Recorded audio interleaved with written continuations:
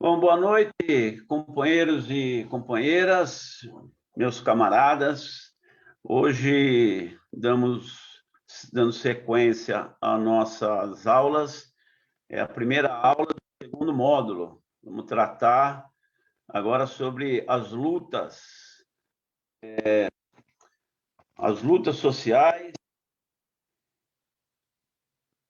e as fases do capitalismo e as lutas sociais, né? Nós convidamos aqui a professora Marilane Oliveira Teixeira. Ela é pesquisadora do CESIT da Unicamp, mestre pela PUC e doutora pelo Instituto de Economia da Unicamp. Uma companheira aí que tem uma grande produção teórica e tem muita experiência nesse debate. Portanto, é muito importante que todos e todas aproveitem bem, prestem atenção e sempre lembrar da máxima: quem é de luta, luta. E esse é o nosso objetivo. A Marilane terá aí 45 minutos de exposição, com 35, 40 minutos a gente dá um toquinho para ir fechando, e como todas as aulas temos feito, o pessoal se inscreve aí com a mãozinha, ou coloca no chat a inscrição de 3 a 5 minutos para fazer a sua pergunta ou fazer a tua reflexão sobre o conteúdo, ok? É a aula 4 hoje, mas a primeira do segundo módulo. Fases do capitalismo e lutas sociais. Primeiro módulo de história. Beleza, gente? Companheira Marilane, okay. A palavra é sua, fique à vontade. Okay. E agradecer aí a sua presença, viu, companheira? Para nós, assim, é de grande valia a tua participação, sua presença, nesse esforço que nós estamos fazendo aqui, a FIT-Metal, nesse trabalho de formação política e teórica dos nossos dirigentes sindicais e dos nossos militantes de base, da categoria metalúrgica, né? Então, é com muito prazer e muita honra recebê-la aqui para essa atividade de formação. Tá bom? Fique à vontade, a casa é sua. A casa não, a sala de aula é sua e fique à vontade aí, tá bom? Muito obrigado. Ok, Marcelo. Bom, obrigada. Boa noite a todas, boa noite a todos que nos acompanham nessa atividade. Quero agradecer a FIT-Metal pelo convite de estar aqui com vocês hoje para participar desse ciclo de debate de formação sindical. Acho que é muito importante a gente retomar as atividades de formação política junto com o movimento sindical, com o movimento operário, porque a formação política que nos dá uma compreensão do que é o momento que nós estamos vivendo, né? Então, são a partir das experiências, né, da leitura que nós realizamos dos processos que nos permitem enxergar o momento que nós estamos vivendo, né? As lutas sociais, luta de classe, do próprio capitalismo, olhando isso como uma perspectiva, inclusive, positiva, né? Porque a história mostra que a gente já enfrentou processos muito semelhantes antes, né? E nós temos que olhar esse processo todo de forma dialética, né? Acreditando que a partir da nossa atuação e da nossa intervenção que nós vamos alterar, né, o curso da história.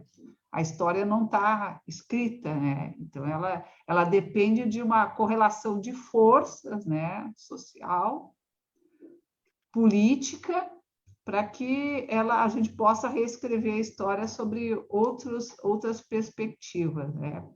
Então, vocês me convidaram para falar sobre as fases do capitalismo e lutas sociais. Eu vou fazer me estruturei para fazer um percorrido durante esses processos aí, né, desses 2 últimos séculos, mas muito mais motivada pela, vamos dizer, o que essas experiências, então, elas nos trazem, elas nos ensinam, né, e nos ajudam, então, a entender e interpretar o momento que nós estamos vivendo. Muito bem. Marilene, diga. Eu cometi um erro que era para eu passar a palavra primeiro para o camarada Aurino. Ah, claro, pode passar, não tem problema nenhum, só me desculpe. Ele é vice-presidente da FIT Metal. Claro. E da Bahia. E é que eu sou muito afoito, sabe? Eu tenho essa mania. Eu peço desculpa para Aurino e para você também. Mas para cumprir a nossa... Claro. Vou chamar o camarada Aurino, desculpa aí, velho. Você sabe como é que eu sou, velho. Aurino, faça aí a tua introdução em nome da nossa FIT Metal aí, velho. Marcelo, estava pegando gosto já com a aula, a turma já estava pegando gosto. Você interrompe a aula para me chamar, por favor, faça uma garrafa. Você, velho, eu não durmo. Não, aí eu não vou dormir, velho. Eu falei, caraca, velho, esqueci do Aurino. Então, desculpa aí para os dois. Eu adoro todos vocês, mas eu vim aqui para ver a professora Marilene Teixeira. Eu vim para isso aqui, então, não tem essa discussão. Mas, de qualquer forma, boa noite a todos, boa noite, Marcelo, professora, boa noite, metalúrgicos e metalúrgicas. Já foi dito aqui, hoje é a segunda etapa, né, do nosso curso de formação da FIT Metal, fase do capitalismo e lutas sociais. Lá no primeiro módulo, a gente debateu questões narrativas do contexto do dia a dia nosso, a transformação do mundo do trabalho, mas agora nós entramos numa fase importantíssima. Quer entender um pouco mais do conteúdo político, conteúdo sociológico, filosófico, a partir dessas matérias, desses 3 temas que nós vamos abordar, começamos hoje compreendendo o capitalismo com as suas fases. E nada melhor do que a professora Marilene Teixeira para poder nos ajudar aqui a compreender esse processo. Então, Toledo, seja bem-vinda, professora. Tá? Tem muita gente aí na expectativa de acompanhar essa sua aula, muitos companheiros e companheiras novos do movimento sindical que estão se forjando na luta, isso é importante, e com certeza vai sair bem mais, vamos chamar assim, alimentado de conhecimento, né, a partir da sua aula. Marcelo, pode devolver para a professora, por favor. Vamos lá, Mariana. Agora não tem mais erro. Agora soca mesmo. Ok. Olha, obrigada, Aurino, pelas palavras. Obrigada pela... Eu acho que é sempre importante a gente, de certa forma, respeitar alguns rituais, né? Em momentos tão difíceis. Então, acho que essa abertura, a apresentação, a saudação ao hino, acho que isso é uma referência importante que nós precisamos, são coisas que a gente precisa e deve manter, né? Porque faz parte da nossa tradição. Então, muito obrigada, Marcelo.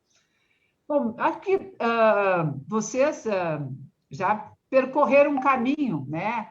Chegaram até aqui, provavelmente porque já passaram por vários conteúdos, né? Então, eventualmente, como eu não estive nas classes anteriores, então pode ser que em alguma medida, às vezes, a gente se repete, né? A gente só não pode entrar em contradição, mas no sentido de complementar, acho que, inclusive, isso é bem... E eu vou falar, claro, a partir muito da minha própria vivência, né? Não só como economista, mas também com alguém que sempre, desde a minha formação, sempre esteve muito engajada, né, nos debates e no compromisso com o movimento sindical, desde o período que eu morava em Porto Alegre, né, no caso, com os metalúrgicos de Porto Alegre. Então, também olhando muito a partir da própria vivência e da experiência que eu trago até hoje, né, porque ainda continuo acompanhando, assessorando o movimento social, o movimento feminista e o movimento sindical. Bom, quando a gente olha o capitalismo, vamos a partir da primeira Revolução Industrial, a gente pode, de forma muito simplificada e resumida, vamos dizer, organizá-lo, estruturá-lo a partir, pelo menos, de quatro fases. Alguns falam em 3, outros falam em 4, que a gente estaria vivendo hoje uma 4ª fase do capitalismo, e como cada um desses momentos históricos, eles trazem, né, dentro de si elementos para a gente possa compreender a forma como cada uma desses momentos históricos ela foi sendo superado, né, por um momento seguinte.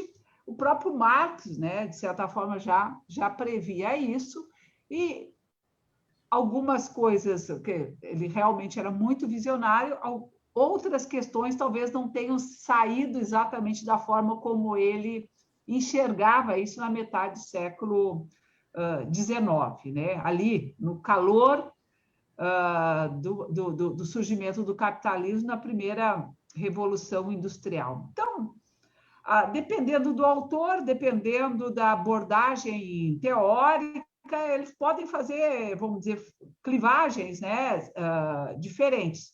A gente costuma trabalhar com essa ideia da primeira etapa do capitalismo como capitalismo concorrencial, uma segunda etapa como capitalismo monopolista ou de Estado, né, que é o que predomina aí a partir da metade do século XX, o capitalismo financeiro, e hoje, para alguns, nós estaremos vivendo uma nova era, né, que seria talvez o capitalismo digital.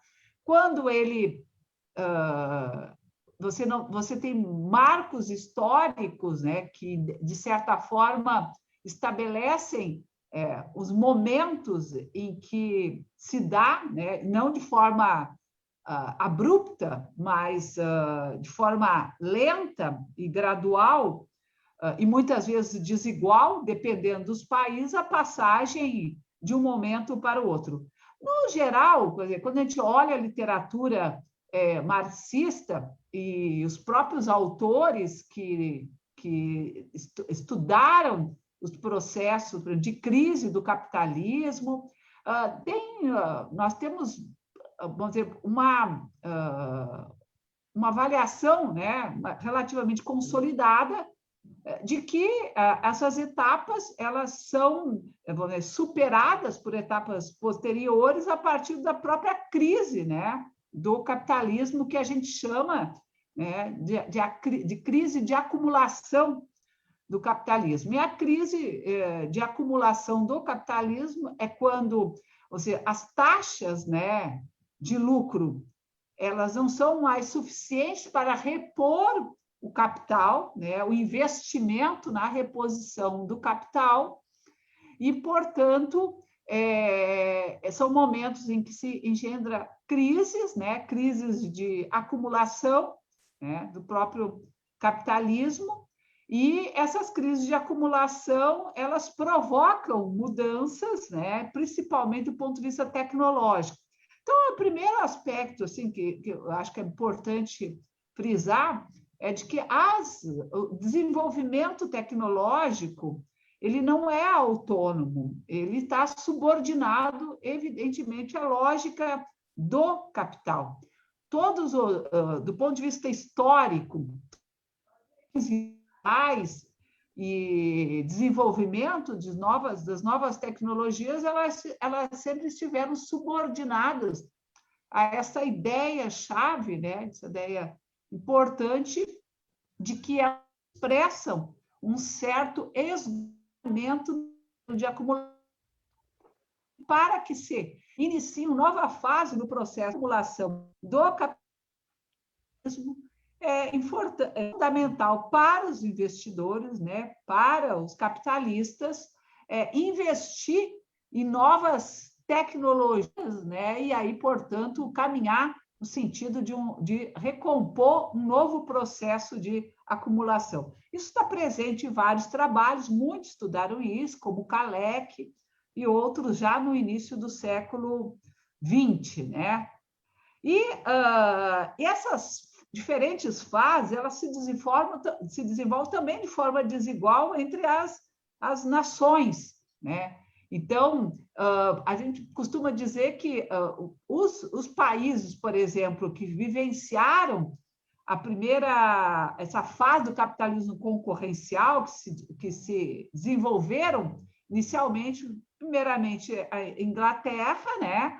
A segunda fase, que é essa fase mais do capitalismo monopolista, do final do século XIX, tem vários outros países, Alemanha, França, Estados Unidos.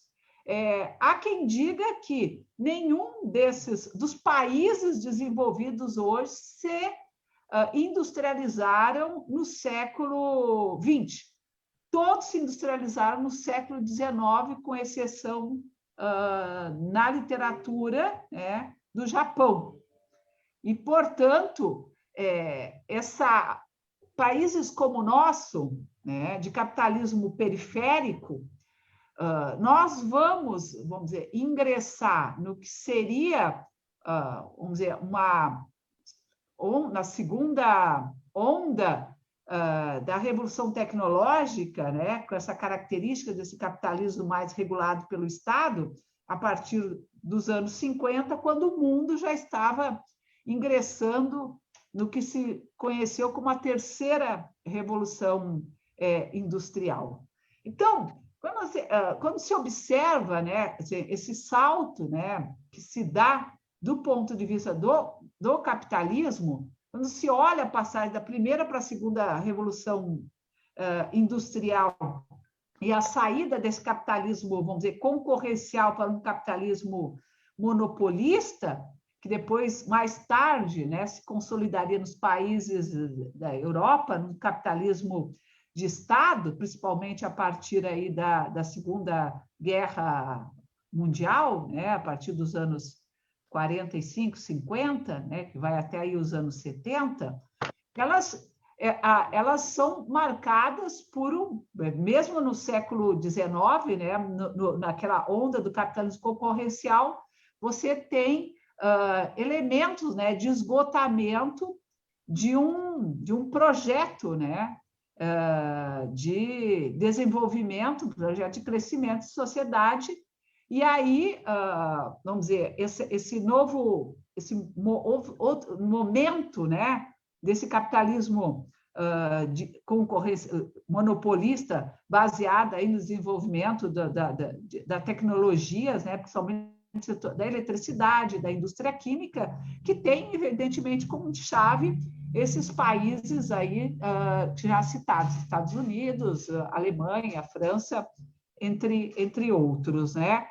Então, essa característica desse capitalismo concorrencial, que era um capitalismo mais predatório, ele, evidentemente, por exemplo, quando a gente olha para o processo desse processo de industrialização, né, com o surgimento da grande indústria, esses conceitos que hoje a gente trabalha como classes sociais, socialismo, classe trabalhadora, proletariado, eles surgem, eles aparecem no final do século XVIII e início do século XIX, que é justamente naquele momento ali do surgimento, né, da grande indústria. É claro que o surgimento da grande indústria, né, articulado aí com essa primeira fase, né, do capitalismo concorrencial, ele traz consigo problemas sociais que, evidentemente, são herdados do que é um modelo, né? Que é um modelo extremamente desigual, e a desigualdade, inclusive, ela era essencial para o próprio processo de industrialização. E quando eu falo em desigualdade em todos os aspectos, né? Porque você, ao mesmo tempo, está formando uma classe operária que vai, vamos dizer, se organizar em torno da indústria, principalmente da indústria têxtil de confecções, que foi o carro-chefe, né, da primeira revolução industrial, você convive ao mesmo tempo com uma população ainda camponesa, né, em grande número, vivendo no campo, embora haja um processo migratório bastante intenso em direção à indústria, você ainda convive com as corporações de ofício, com a produção dos artesãos, com o comércio, né, com os comerciantes.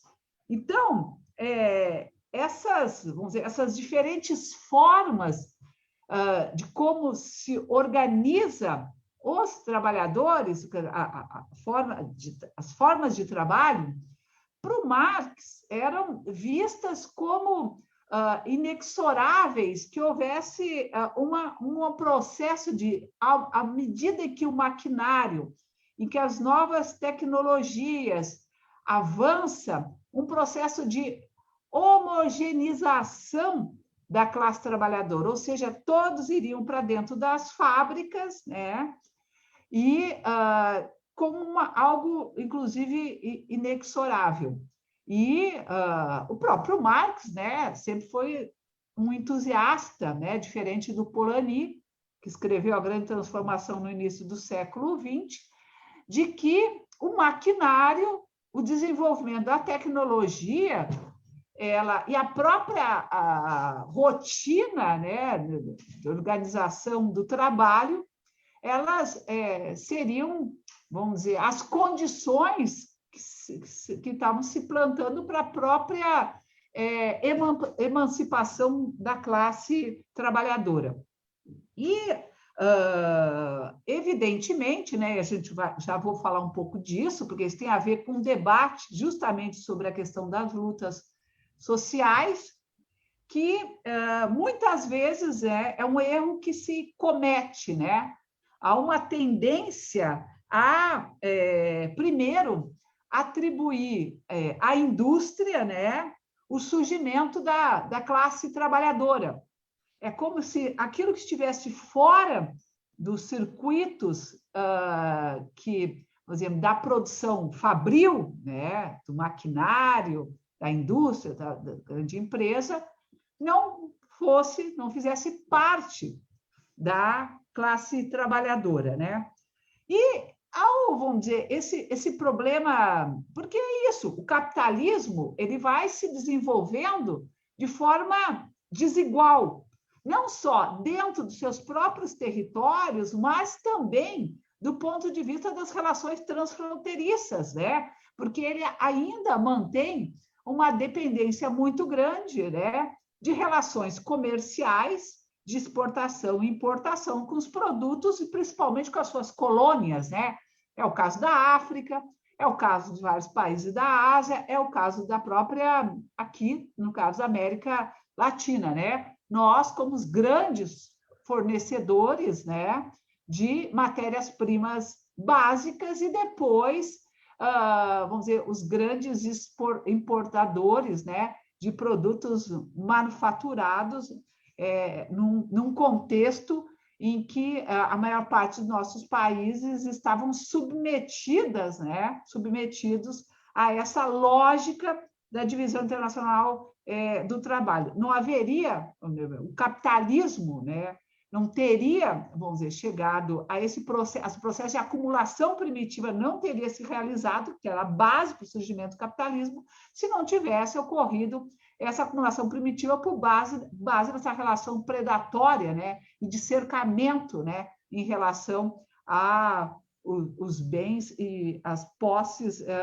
dos outros países. Então, para cada etapa, vamos dizer, fase do capitalismo, você tem a dissolução de formas pretéritas anteriores, mas não necessariamente a sua erudição, ou seja, há uma certa convivência. Então, o surgimento do capitalismo ele se dá ainda convivendo com formas pretéritas das sociedades pré-capitalistas, assim como até hoje, né, independente, vamos dizer, à medida que o capitalismo avança, você tem hoje relações de trabalho, né? Formas de trabalho que não foram dissolvidas pelo, vamos dizer, o advento das novas tecnologias e nem colocou todo mundo dentro das fábricas, trabalhar em linhas de produção, etc. Não, se convive com formas pretéritas. E essas formas pretéritas, de certa forma, elas estão sempre tensionando e pressionando, mostrando os limites e as potencialidades do próprio capitalismo, na medida em que o capitalismo, vamos dizer, ter como seu principal propósito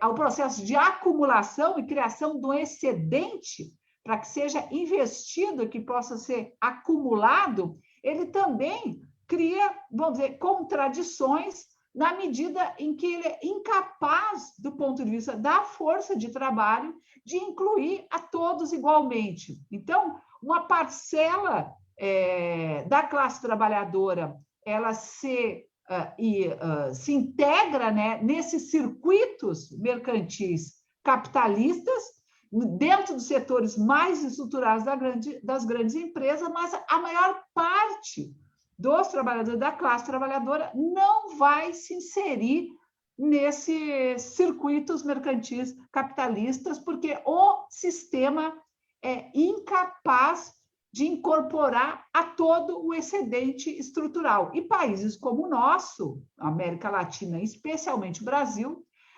dadas as suas condições, né, de desenvolvimento do capitalismo brasileiro de forma tardia, periférica, interrompido com a crise dos anos 70, mais dificuldade ainda tem de conseguir incorporar. O capitalismo, na verdade, ele vai engendrando mecanismos, né, maneiras de como, vamos dizer, incorporar uma parte, né, da população, da sociedade, a partir de políticas de proteção social, extensão de direitos, que é um pouco que cumpriu o papel desse momento aí do capitalismo de Estado, né? Dos capitalismos que a gente chama de Estado de bem-estar social.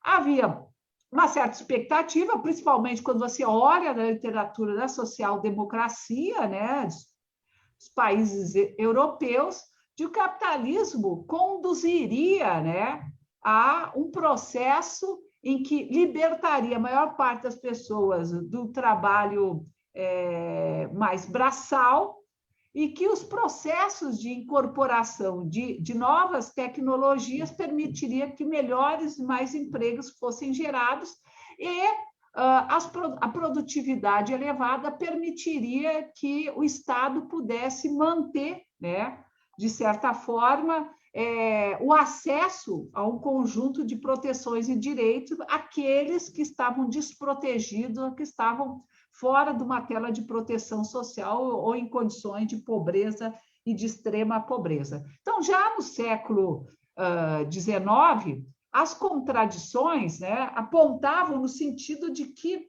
eram necessárias formas de regulação, né, não só em relação ao trabalho, mas, inclusive, temendo a ameaça de uma ação coletiva das massas trabalhadoras pauperizadas, vivendo em condições de trabalho de 14, 16 horas, mulheres, crianças, etc., mas também eram necessárias ações no sentido de ampliar uma regulação para áreas da saúde, da moradia, da educação, da assistência aos pobres.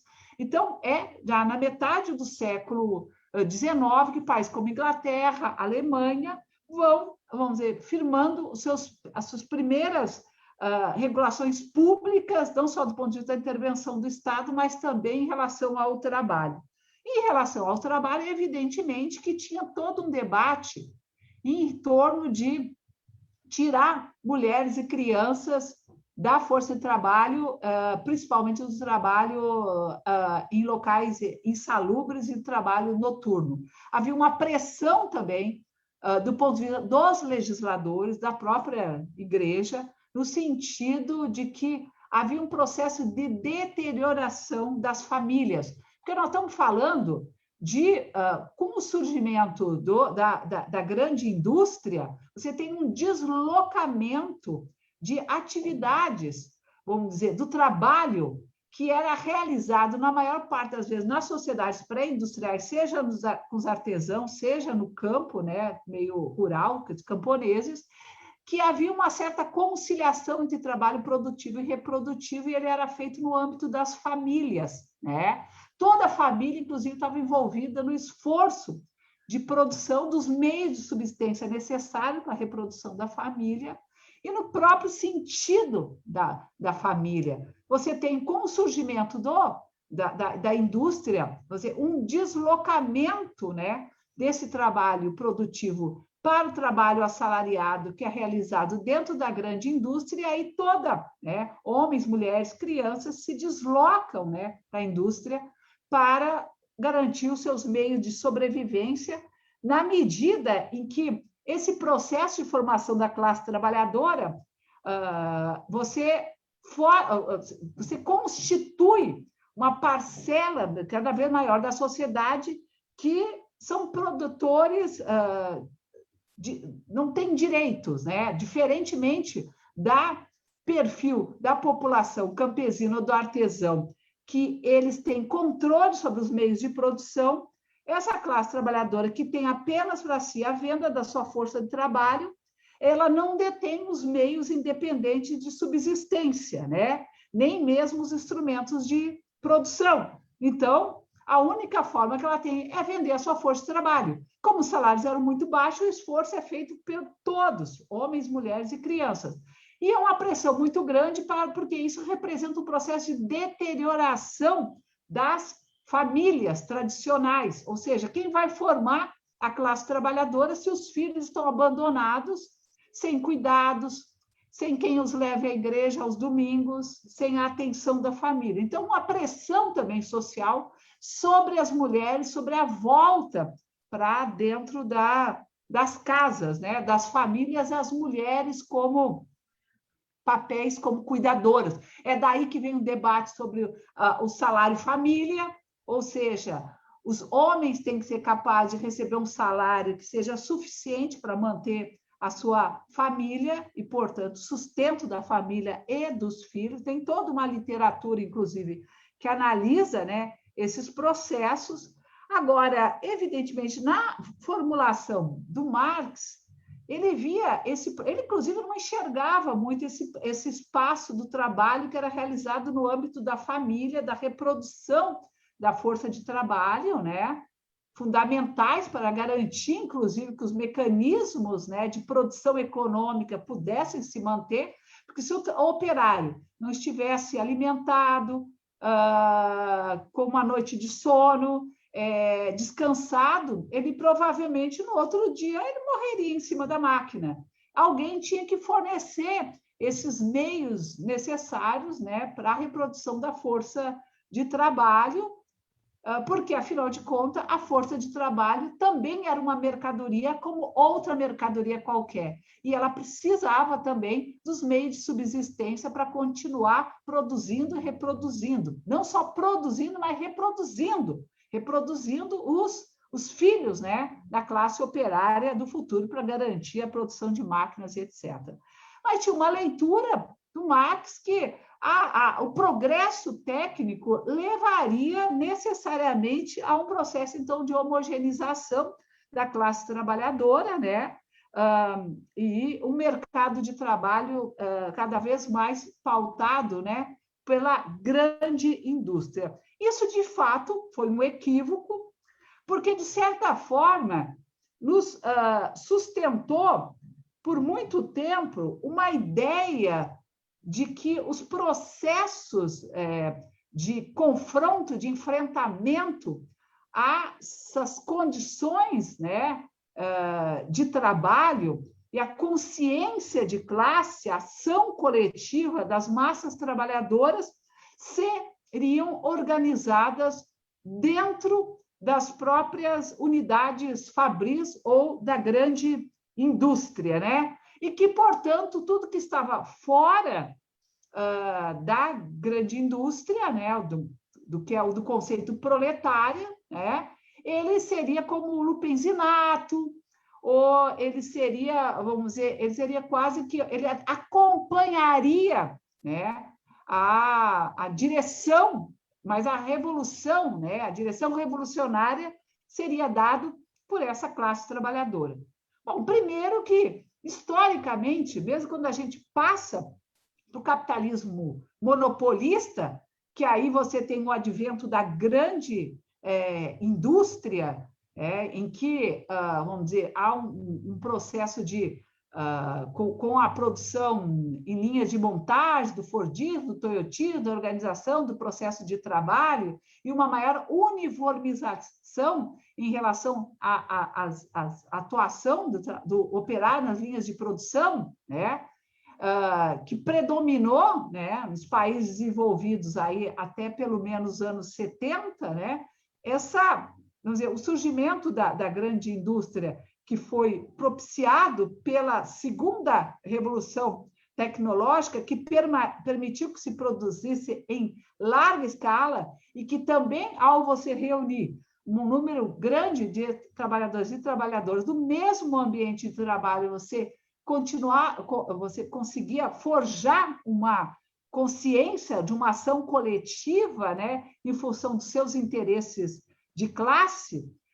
Isso, de fato, foi muito importante. Agora, esse processo, ele, na verdade, quando você olha a formação da classe operária, principalmente a classe operária europeia, na esfera política, as bases dos movimentos operários com o crescimento da consciência de classe em torno dos interesses dos trabalhadores não se dava unicamente por aqueles que estavam organizados dentro da grande indústria, mas uma ideia de que ela, vamos dizer, também o comportamento da classe, ela se dava por outros movimentos, por exemplo, pela identidade de moradia, pelo reconhecimento, por exemplo, por serem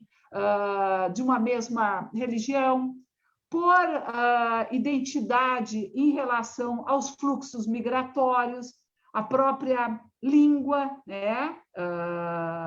A questão do sistema de salários, aqueles que atuavam mais no comércio ou na própria agricultura, e principalmente no país de dia. Na Inglaterra, no século XVIII, no século XIX, passado para o século XX, a classe operária que está ali, aquela entre a primeira e o XX, as lutas eram mais organizadas a partir do local de moradia. Era no local de moradia que você constituía as relações de maior pertencimento de classe. Por quê? Porque predominavam as vilas, né? As vilas operárias. Essas vilas operárias, inclusive, elas foram depois, no século XX, elas foram construídas a construção de grandes arranha-céus, de vilas, de bairros de classe média, mas que elas tiveram, no final do século XIX e século XX, tiveram um papel muito importante, tá? Na formação dessa identidade. Então, não podemos olhar esses processos de maneira linear. Não, a consciência de classe, ela se adquire no reconhecimento das lutas, na contradição com o capital, porque a contradição, é óbvio, que ela se expressa de forma mais clara nas questões salariais, porque é um pouco isso que o Marx tratava. A remuneração do trabalho, né, o excedente, né, que é apropriado pelo capitalista, a mais-valia, essa noção, essa ideia de que tu está sendo usurpado, que tu está trabalhando muito mais e o que tu está recebendo como reconhecimento pelo trabalho é muito menor, isso é o que te abre, né, uma perspectiva de classe, isso é uma visão muito reduzida do debate de formação da classe trabalhadora e da luta de classe, porque ela também se expressa nas condições de moradia, nas identidades que se constrói em relação a um determinado origem, né, do ponto de vista regional, enfim, essa ideia de que a dialética de classe e de consciência de classe estava ligada à mudança na base econômica, ela não dá respostas para tudo, né? E essa ideia é importante para nós compreendermos, inclusive hoje, quando a gente fala que é muito difícil organizar a classe trabalhadora, porque ela perdeu a identidade de classe, a gente tem que justamente dizer o seguinte: não, a identidade de classe ela pode ser forjada de outras maneiras, porque historicamente ela foi forjada de outras maneiras, pela organização no território, pelas lutas identitárias, que hoje, né, não só hoje, mas há muito tempo, há uma certa desqualificação de certas lutas sociais que são travadas, né, pela classe trabalhadora, que estão relacionadas com a questão racial, que estão relacionadas com a questão de gênero, que estão associadas com as suas orientações sexuais, com as lutas por melhores condições de moradia, acesso à educação, saúde, etc., de que são lutas menores que estão subordinadas à luta maior, que é a luta de classe. Há um autor americano que ele chama justamente a atenção para isso. Ele diz o seguinte: enquanto a classe operária luta no interior das empresas para melhorar o seu salário e para melhorar a distribuição e a participação da renda do trabalho na renda nacional, e, de certa forma, a luta por ampliar a parte da renda do trabalho e reduzir a renda do capital, por outro lado, o capital extrai, né, essa mesma renda quando ele mercantiliza serviços públicos, né? O trabalhador tem um bom salário, por exemplo, nos Estados Unidos, né? Em compensação, ele gasta a maior parte dele com a hipoteca da casa, com a educação privada, com a saúde privada. Então, de que me vale ter um alto salário, né, se, na verdade, a maior parte disso eu devolvo, de certa forma, para os capitalistas, na medida em que eu pago por todos os serviços e todas as políticas que deveriam ser bens comuns, né? Que deveriam atender a toda a sociedade. Então, quando a gente essa passagem, né, do capitalismo monopolista e esse momento, né, que a gente situa aí com mais ou menos 30 anos de ouro, em que a classe operária, principalmente a classe operária europeia, atingiu patamares elevados, né, do ponto de vista de um estado de bem-estar social, porque você teve a oportunidade, com um processo de acumulação decorrentes, né, dos efeitos e da difusão das novas tecnologias e da ampliação, inclusive, desse processo de acumulação transfronteiriça através das multinacionais, então, entrando e rompendo novos territórios e novos mercados de consumo, você permitiu que a classe trabalhadora, né, conseguisse reunir força suficiente e com os ganhos de produtividade advindos dos processos de trabalho rotinizados, né, e padronizados, que isso pudesse reverter parte para a classe trabalhadora em termos de produtividade, ganhos salariais, e se firmou o que a gente chama da sociedade salarial. E também um modelo de família, né, que é a família homem provedor, mulher cuidadora, em que a Europa, durante 30 anos, conseguiu, de certa forma, manter o que a gente conhece como pleno emprego, excluindo uma parcela muito grande da sociedade, da população feminina, do acesso ao mercado de trabalho. Tá? As políticas públicas, inclusive, eram direcionadas no sentido de manutenção das mulheres fora do mercado de trabalho e, por outro lado, políticas de proteção social e de direito à parcela da sociedade que não conseguia, né, a população mais pobre, se inserir no mercado de trabalho. Então, o capitalismo de Estado, ele, de certa forma, contornou o que seriam, vamos dizer, as contradições do capitalismo ao garantir, dentro de uma teia de proteção, acesso a um conjunto de direitos, só que isso durou por 30 anos, porque você tem um novo processo de esgotamento de um modelo, né, de acumulação capitalista, que é a marca da crise dos anos 70, e a saída da crise dos anos 70 é uma saída em que impõe menos Estado, menos direitos e toda uma estratégia de flexibilização externa e interna.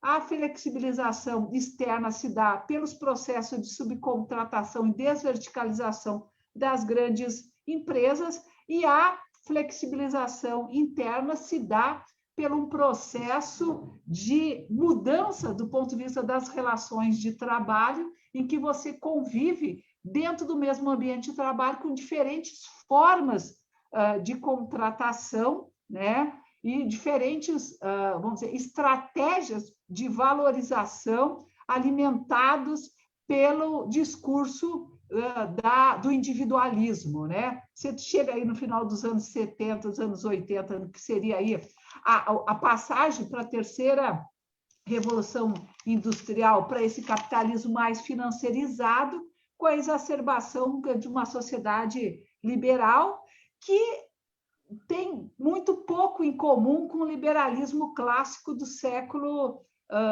XIX, né? Nós estamos falando de um novo, do neoliberalismo, que tem, vamos dizer, uma supremacia do ponto de vista de uma base econômica muito sustentada pelas leituras, principalmente do Hayek, lá nos anos 40, né, que vai organizar todo um campo de estudos, né, para se contrapor ao Estado e ao capitalismo de Estado, mostrando os efeitos perversos que o intervencionismo do Estado na regulação pública, né, pode causar para o sistema e para os próprios indivíduos, tirando a sua capacidade, a sua individualidade. Não é esses impactos, a gente fala muito dos impactos desse discurso do neoliberalismo e do individualismo e do empreendedorismo nos dias de hoje, mas, na verdade, ele já estava nos anos 70, porque quando uma parte da classe operária, por exemplo, jovem, né, vamos dizer, aquela parcela da juventude que se insurgiu lá em 68, uma parte dela que era muito politizada e questionadora, né, de uma série de valores, etc., mas também apresentava um inconformismo com a forma como, vamos dizer, seus pais tinham vivenciado o trabalho durante toda uma vida. Ficar 30 anos numa empresa e depois, quando se aposenta, ganha um relógio como prêmio de consolação. Quer dizer, uma juventude que, inspirada nesse discurso do individualismo, ela buscava outras formas de integração, né, e de realização de todas as suas esferas da vida. Ao mesmo tempo, você tem nesse terceiro momento uma... Eu acho que estou caminhando, né? 40 minutos. Então, tá. Então, mais uns 5 minutos e a gente já fecha. E aí, você também tem uma sociedade que vai poder... Ela rompe com aquele modelo da sociedade salarial, da família tradicional, homem provedor, mulher cuidadora. A flexibilidade e a deterioração das relações de trabalho com a pulverização de várias formas de contratação e de inserção na atividade produtiva, ela força que necessariamente as famílias mais pauperizadas e também com menos acesso às políticas públicas, você tem um processo de mercantilização de vários serviços públicos, seja forçada a, vamos dizer, o duplo salário, ou seja, homens e mulheres têm que ir para o mercado de trabalho para garantir o sustento das suas famílias, né? E aí você tem um outro modelo de família, né? Evidentemente, e nesse contexto também, é no contexto dos anos 70, que os movimentos, por exemplo, principalmente o movimento feminista e os movimentos antirracistas ganham muita centralidade. Os movimentos antirracistas nos Estados Unidos, nos anos 70, né? E nós temos vários, eu tenho trabalho da Angela Davis, né? Sexo, Raça e Classe, que vai mostrar a centralidade da luta racial no debate dos anos 70, assim como o tema das mulheres, e um debate muito grande no campo do marxismo em relação à incapacidade dele de conseguir construir um referencial teórico que dialogue não só com o tema de classe, mas como o tema de gênero, o tema de raça. E aí parte do marxismo vai atribuir, marxismo de esquerda, vai atribuir essas formulações a uma pauta identitária que divide a classe, que não ajuda nas lutas sociais e que o movimento, as lutas sociais, a luta de classe, ela está acima dessas lutas que só dividem a classe trabalhadora e que são lutas consideradas lutas identitárias. Esses últimos 40 anos, quer dizer, há um esforço muito grande de um campo do marxismo, né, de mostrar que, na verdade, essas lutas não dividem, muito pelo contrário, elas são fundamentais, porque elas são estruturantes da sociedade de classe, ou seja, não há como discutir capitalismo sem discutir os aspectos que envolvem gênero, raça, e, portanto, mostrar como, vamos dizer, os povos historicamente foram desapropriados, despossuídos, né, da sua posse, seja os imigrantes, seja o processo de colonização africana, que tirou, né, da população africana, dos negros, né, o seu direito à terra, né, quando foram transferidos para as colônias, assim como as mulheres e os seus saberes, né? Hoje, a gente já tem relativamente uma literatura consolidada sobre isso, pouco se questiona sobre se essas lutas sociais elas dividem a classe trabalhadora, e queria concluir dizendo que hoje, né, para o movimento operário, para o movimento sindical, é um debate muito importante, principalmente no Brasil, de que o Brasil, com o processo de desindustrialização e com, vamos dizer, o avanço do neoliberalismo dos anos 80 e com a fragmentação da classe trabalhadora, com essa perda da identidade, que hoje estaria cada vez mais difícil, né, reconstituir uma identidade de classe na medida que o ambiente de trabalho se transformou.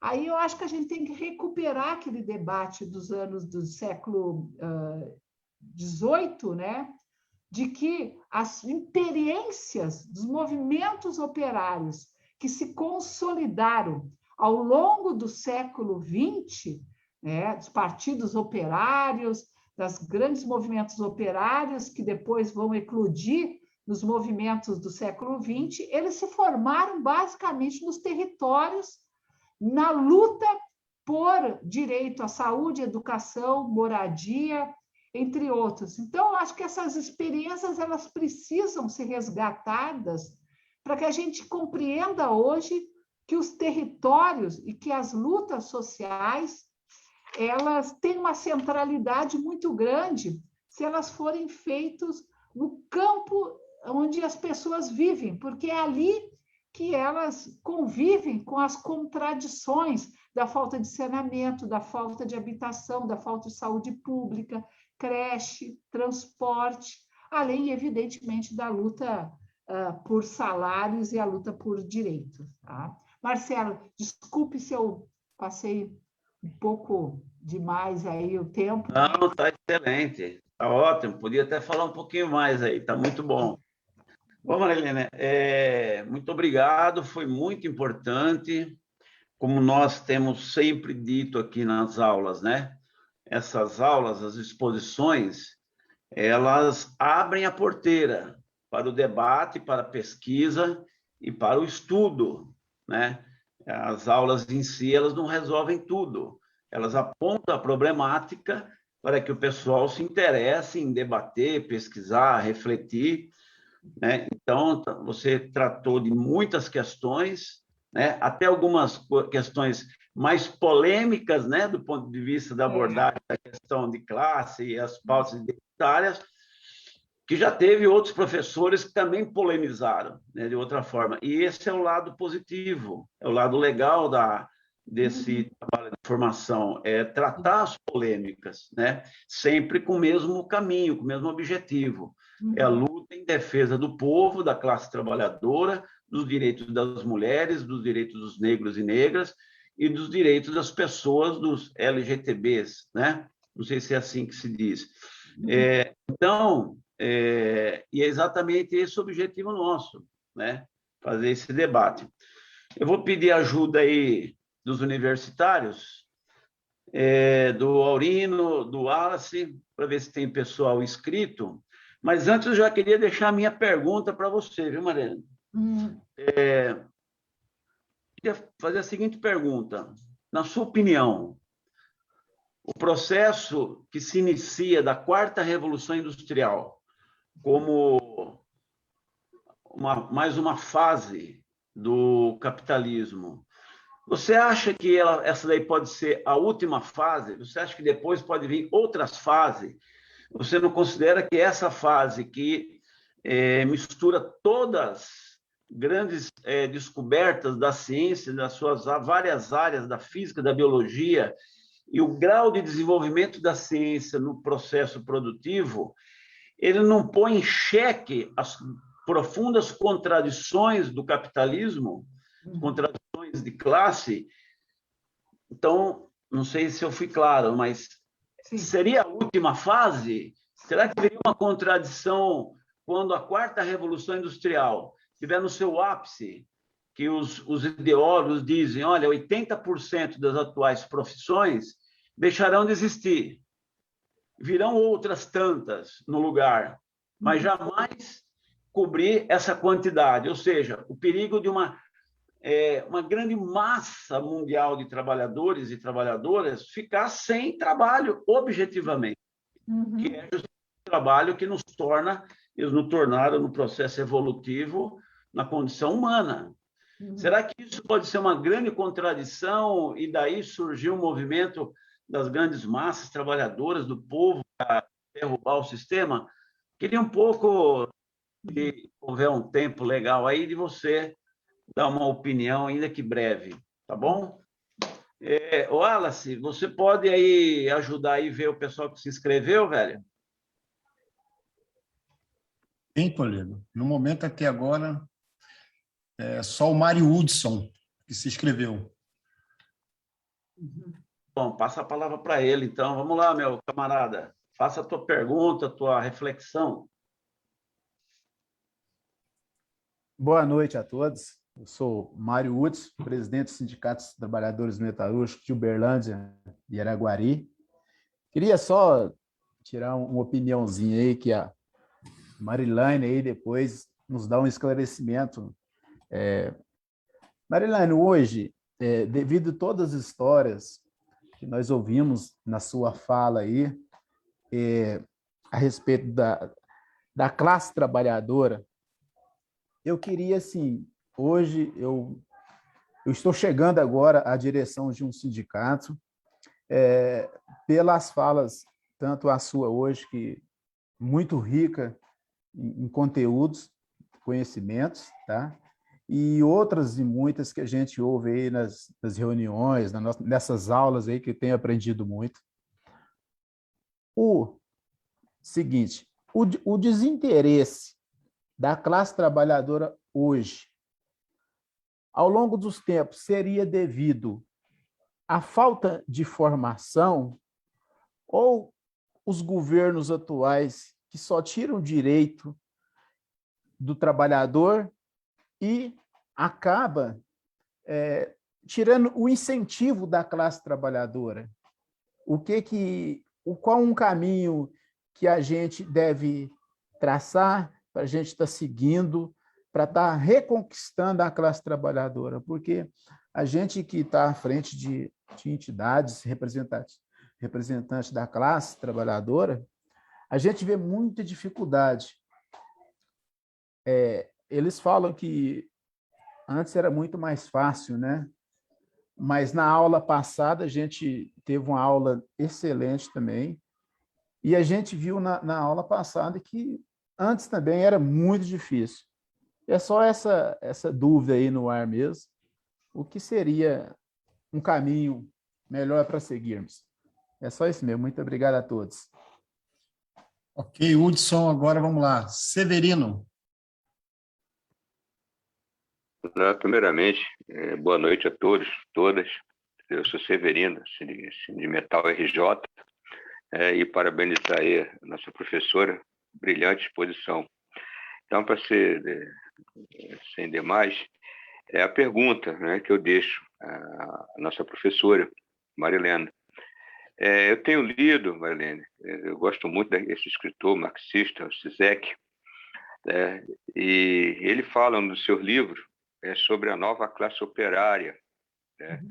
E ele também fala, devido a essa questão, como o Marcelo coloca, sobre a quarta revolução industrial, e coloca-se nessa revolução que as máquinas praticamente estão substituindo o homem, e que essa substituição do homem pelo maquinário, né, pelos robôs, pode gerar uma Bolsa Família a nível mundial. E também Zizek coloca que, devido além dessa questão dessa revolução tecnológica e a questão da Covid, né, que está levando aí pode levar o capital a uma outra órbita, né, levar uma outra órbita, melhor dizendo, sobre um serviço mundial de saúde, né? Então, Zizek coloca que o ministro aí o ex-ministro de Bolsonaro, das Relações Exteriores, se equivocou, né, ao ler o livro dele, Covid-19, né, e falando do novo comunismo, novo socialismo. Então, não é isso que ele coloca, nós sabemos. Então, Marilene, sobre a questão da nova classe operária, eu tive uma experiência agora, o Wallace deve conhecer a empresa, LM Engenharia, 40 trabalhadores, sendo que 30 engenheiros, né, entre eletrônicos e mecânicos, e os demais eram técnicos. Né? Então, quer dizer, eu fiz uma reunião, eu não pude chamar os 30, mas com os 10. Então, 10 engenheiros. Então, eu até brinquei com eles, falei, vocês são a nova classe operária. Né? Então, eles até riram. Então, Marilene, essa questão aqui, para concluir minha pergunta, né, é sobre essa questão do novo comunismo, novo socialismo, sei, né? E a questão aí da nova classe operária, né? E essa questão do Bolsa Família Mundial. É isso que eu queria deixar. Muito obrigado.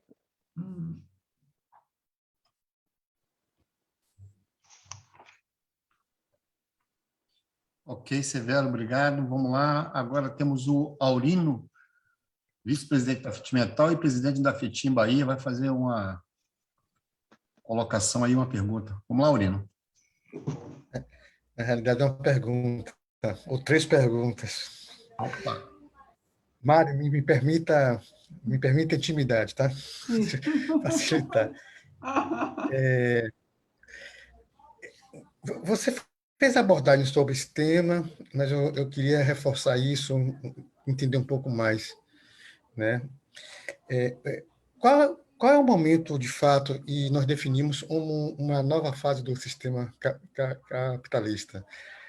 A partir da crise, das suas crises de acumulação, ou a partir das mudanças no modo de produção, ou elas vêm juntas? Uhum. A crise reforça mudanças do modo de produção. Eu queria que você pudesse reforçar um pouco isso aí, para eu ter uma compreensão melhor sobre isso. Uhum. A segunda questão é sobre a questão desse período histórico, né? A sensação que nós temos, aliás, talvez não seja nem sensação, se nós pegarmos a cronologia do sistema, nós vamos perceber, e as fases, as crises, aliás, do capitalismo, elas são cada vez mais frequentes.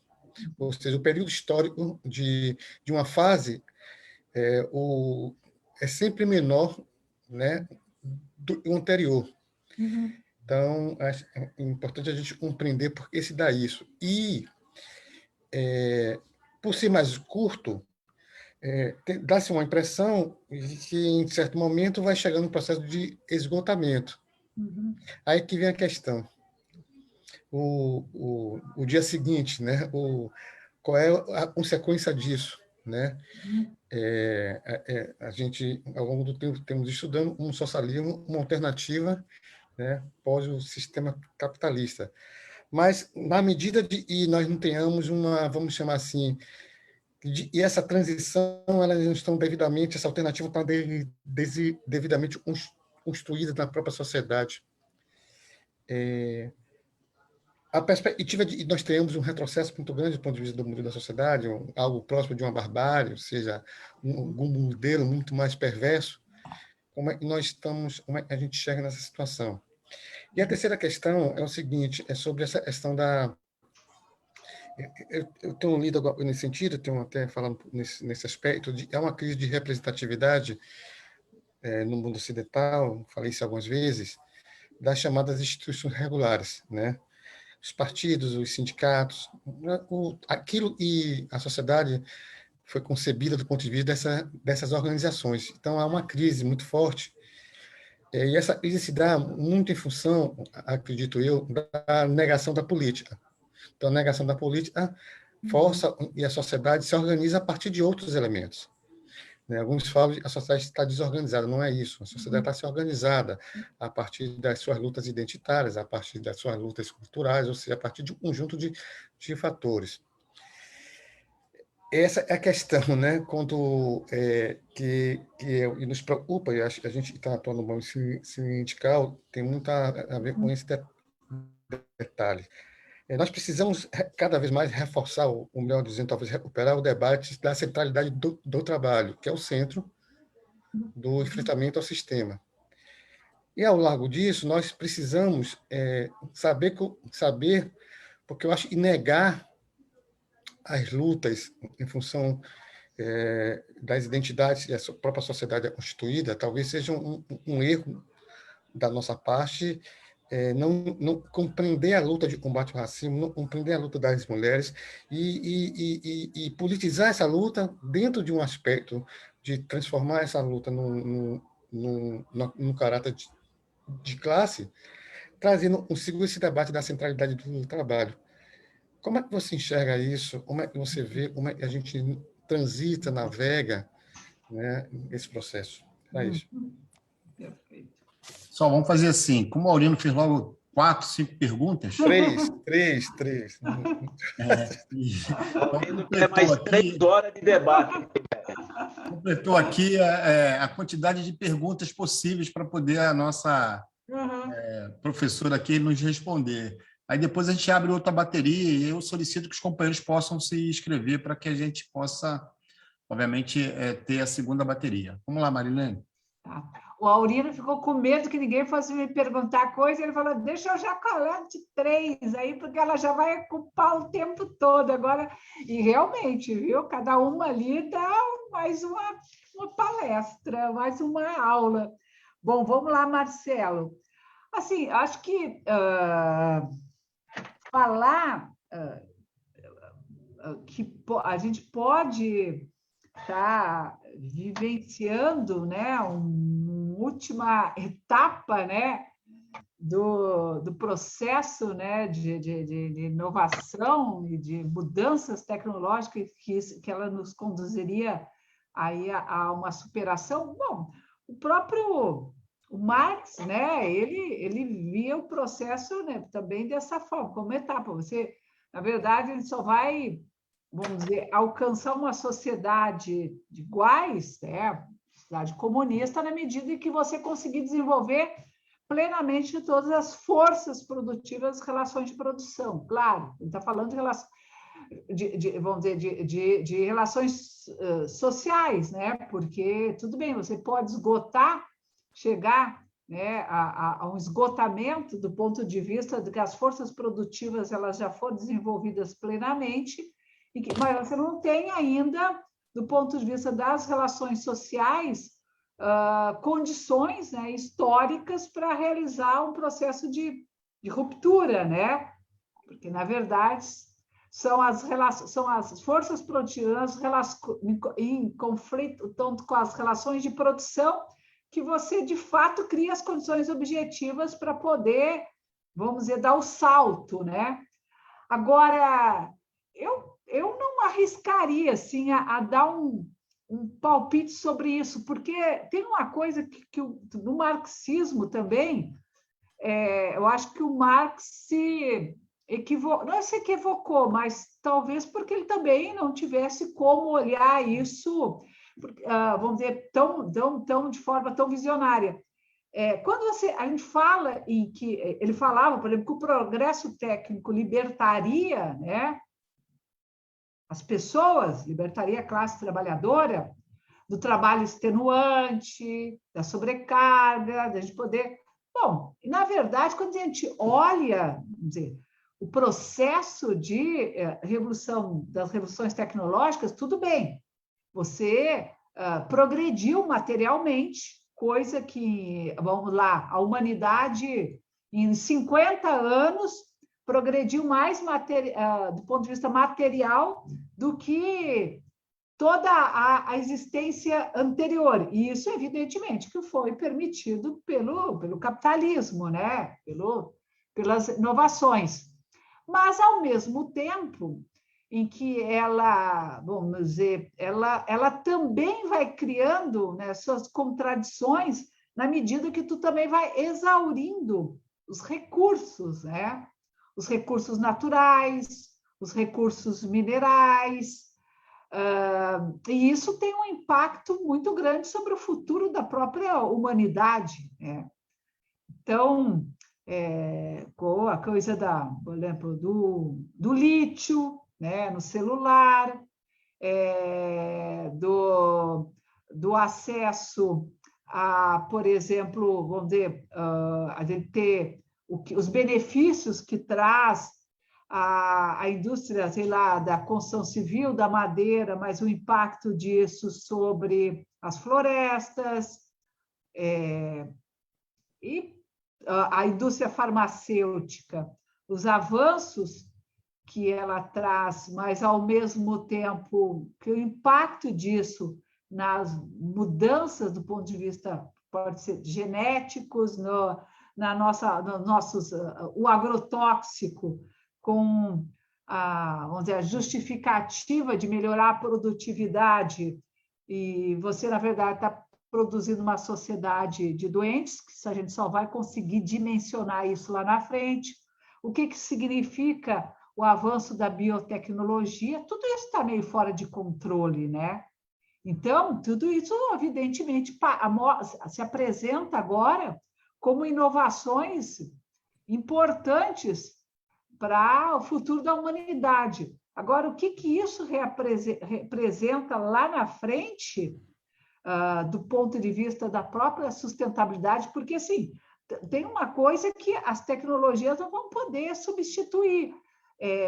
Se você esgotar completamente os recursos naturais, minerais, a própria sustentabilidade ambiental, o controle sobre o uso de agrotóxicos e a poluição ambiental, você cada vez mais está criando, né, fenômenos, né, catástrofes que vão e aí não vai ter tecnologia que consiga reparar, por exemplo, o que representa o plantio do pinus e do eucalipto do ponto de vista da recuperação da terra, né? E o impacto disso, por exemplo, secando rios, lagos e outras fontes, né, de sobrevivência. Então, o problema é que as tecnologias são muito bem-vindas, mas como elas são, vamos dizer, organizadas a partir da lógica do capitalismo, evidentemente que a ação predatória dela não tem limites, né, do ponto de vista do capital.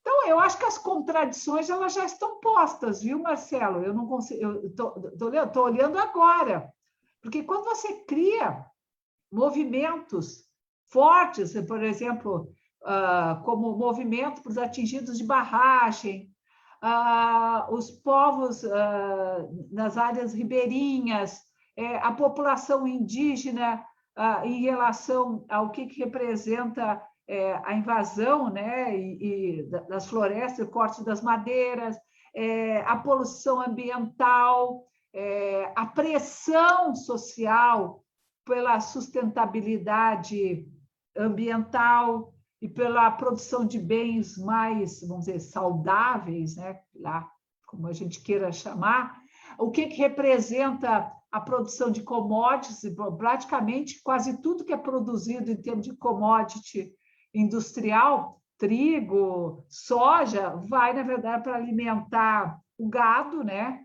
Porque 80% do nosso alimento vem da agricultura familiar. Então, eu acho que já, de certa forma, eu acho que esse processo já começou, tá, Marcelo? Eu sou mais otimista, talvez, eu não estou vendo isso lá para frente, eu estou vendo agora. Eu acho que essas contradições, elas já estão postas. Agora, qual é a nossa capacidade de conseguir criar uma correlação de forças que nos permita alterar esse quadro lá na frente e dizer, olha, nós queremos desenvolvimento tecnológico, mas tem que ser para o bem-estar, para a produção dos bens comuns, por exemplo, que é investimento em saúde, educação, alimentos saudáveis. Isso são os bens comuns, né? Aquilo que é fundamental para a nossa sobrevivência. Por que a tecnologia não tem que estar a serviço disso e não a serviço daquilo?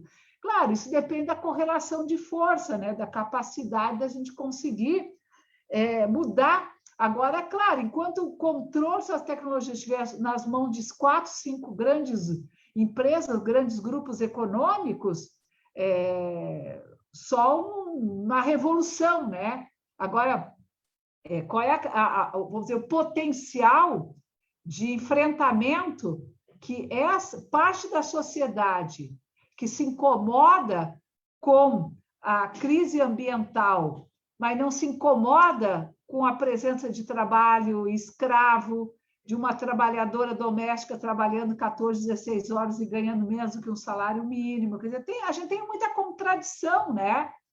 Porque, ao mesmo tempo em que uma parte da sociedade se mobiliza para essas grandes agendas, né? Ela não se mobiliza para defender, por exemplo, o trabalho. Ela acha legítimo que hoje todo mundo vire empreendedor, dono do seu próprio negócio, e não se questione em relação a isso. Então, e as ocupações, é isso que você fala. Agora, sim, historicamente, se você olhar para 100 anos atrás, olhar para 50 anos atrás, as ocupações, elas também foram se alterando de acordo com o desenvolvimento tecnológico. Novas ocupações impensadas 50 anos atrás e que hoje estão muito, vamos dizer, pacificadas. Agora, que essas novas tecnologias, elas... por exemplo, porque a gente às vezes trata, vamos dizer, esse processo de forma muito homogênea, e ele é muito desigual no mundo. Então, nos países mais desenvolvidos, você tem um impacto concreto sobre as ocupações. Nos países como o nosso, como o Brasil, por exemplo, a gente se pergunta, inclusive, se nós vamos conseguir ingressar na quarta revolução tecnológica. Há quem diga que nós já perdemos o bonde da história, que os padrões sobre a nova divisão internacional do trabalho já foram dados pelos países asiáticos e que nós estamos nos inserindo nesse processo de forma periférica e que, portanto, nós, evidentemente, que as novas tecnologias chegam até países como o nosso, mas que a maior parte, vamos dizer, das ocupações que são geradas, elas ainda são ocupações precárias, com nível de vulnerabilidade muito grande, associado a serviços domiciliares, serviços pessoais, próprio na sociedade, muito desigual do ponto de vista da distribuição de renda, né? Então, não é por nada que o trabalho doméstico é o dos trabalhos que mais empregam no Brasil. Não é por nada que os motofrentistas, os motoboys, hoje devem estar chegando a mais de 5 milhões, né? Porque é uma nova modalidade que tu introduz uma plataforma digital, mas tu precariza ao extremo o trabalho, né? Mas quando você olha globalmente, assim, aí, Marcelo, você tem um processo em que você está estabelecendo, na verdade, eu acho que uma polarização e um fosso. Cada vez mais você tem os extremos, cada vez mais, olhando globalmente, uma parte se insere nos empregos com maior domínio da informação, da comunicação, portanto, digitalizados, e uma parte não vai ter trabalho. Tem uma parte da humanidade hoje que nasceu e nunca vai ter trabalho. Tá? E aí, comentando esse aspecto, que eu acho que foi, não sei se foi o Aurino que chamou a atenção, de que, que é o Bolsa Família, Severino.